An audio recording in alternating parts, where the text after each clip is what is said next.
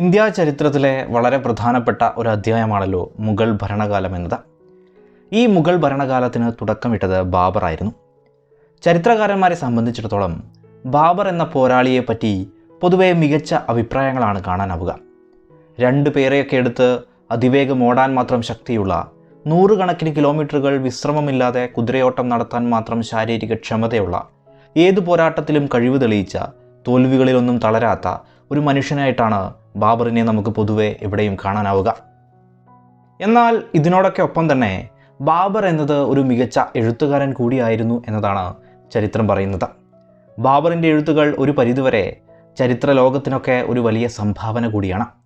അതുകൊണ്ട് തന്നെ ഈ വീഡിയോയിലൂടെ ബാബറിൻ്റെ ഓർമ്മക്കുറിപ്പുകളെക്കുറിച്ചും ആ കുറിപ്പുകളിൽ അദ്ദേഹം ഇന്ത്യയെപ്പറ്റി എന്താണ് പറഞ്ഞിരിക്കുന്നത് എന്നതുമായി ബന്ധപ്പെട്ട ചരിത്രമാണ് പരിചയപ്പെടുത്തുന്നത്. ബാബർ തൻ്റെ ഓർമ്മക്കുറിപ്പുകൾ എഴുതിയിരിക്കുന്നത് അദ്ദേഹത്തിൻ്റെ മാതൃഭാഷയായ തുർക്കിഷിൽ തന്നെയാണ്. അക്ബറിൻ്റെ കാലത്ത് ഇത് പേർഷ്യൻ ഭാഷയിലേക്ക് വിവർത്തനം ചെയ്യുകയുണ്ടായി.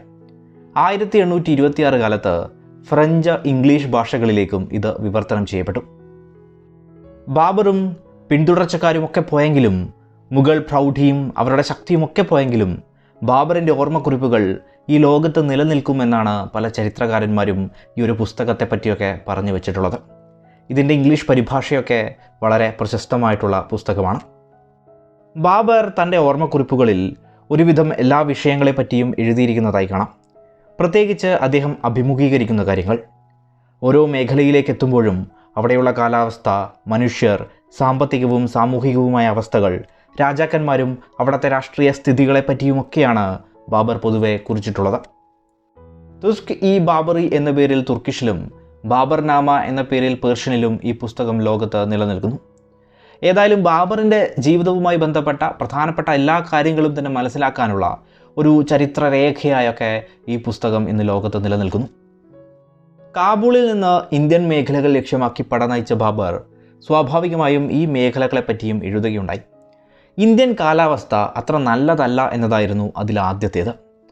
സിന്ധു നദി കടന്നാൽ മറ്റൊരു ലോകമാണെന്നും മരങ്ങളും കല്ലുകളും മനുഷ്യരും ജീവിത രീതിയും വരെ പാടെ മാറുമെന്നും ബാബർ പറഞ്ഞു വെച്ചു. ഇന്ത്യൻ മേഖലകളിൽ കണ്ട മനുഷ്യരെ പറ്റി മോശം അഭിപ്രായമാണ് അന്ന് ബാബർ എഴുതിയിട്ടുള്ളത്.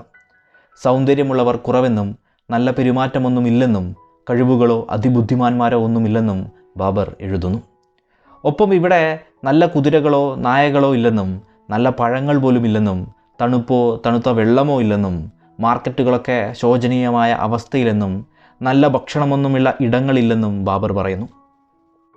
മെഴുകുതിരികളോ ടോർച്ചുകളോ ഇവിടെ ഇല്ലെന്നും പകരം ഇവിടെ വിളക്ക് തെളിയിക്കാനായി മനുഷ്യരാണ് നിൽക്കുന്നതെന്നും അവർ ഓരോ ദേശങ്ങളിലേക്കും എത്തി അവിടെ എണ്ണവിളക്ക് കത്തിക്കുകയാണെന്നും ബാബർ പറയുന്നു.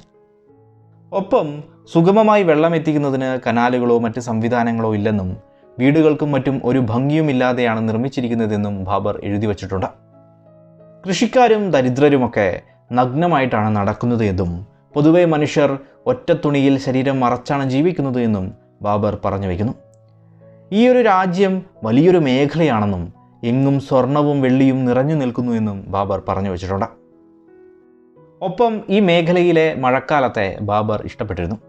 ഇവിടുത്തെ മഴയും വായുവുമൊക്കെ ഗംഭീരമാണെന്നും ഒരു ദിവസം തന്നെ ഒട്ടേറെ തവണ മഴ പെയ്യുന്നുവെന്നും നദികളും തോടുകളുമൊക്കെ നിമിഷ നേരം കൊണ്ട് ജലത്താൽ സമൃദ്ധമാവുന്നുവെന്നും എന്നാൽ അത് നമ്മുടെ പടനീക്കത്തെയും ആയുധങ്ങളെയും വെടിമരുന്നിനെയും വസ്ത്രങ്ങളെയുമൊക്കെ തടസ്സപ്പെടുത്തുകയോ നശിപ്പിക്കുകയോ ചെയ്യുന്നുവെന്നും ബാബർ പറയുന്നുണ്ട്.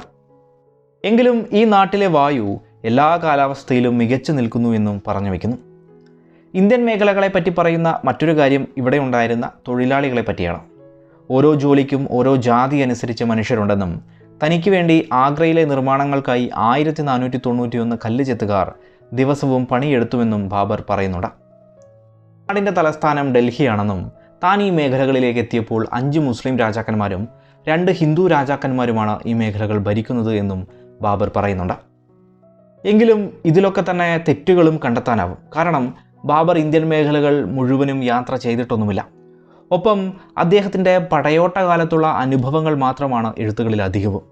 ഇന്ത്യൻ മേഖലകളിലെ പല ദേശങ്ങളെപ്പറ്റിയും അദ്ദേഹം സൂചിപ്പിച്ചിട്ട് പോലുമില്ല. ഒരുപക്ഷെ അദ്ദേഹം കുറേ കാലം കൂടി ഇന്ത്യൻ മേഖലകൾ ഭരിക്കാൻ ജീവിച്ചിരുന്നെങ്കിൽ ഇന്ത്യയുടെ സാഹചര്യങ്ങളെ വിശദമായി തന്നെ എഴുതി ചേർത്തേനെ എന്ന് വേണമെങ്കിൽ പറയാം.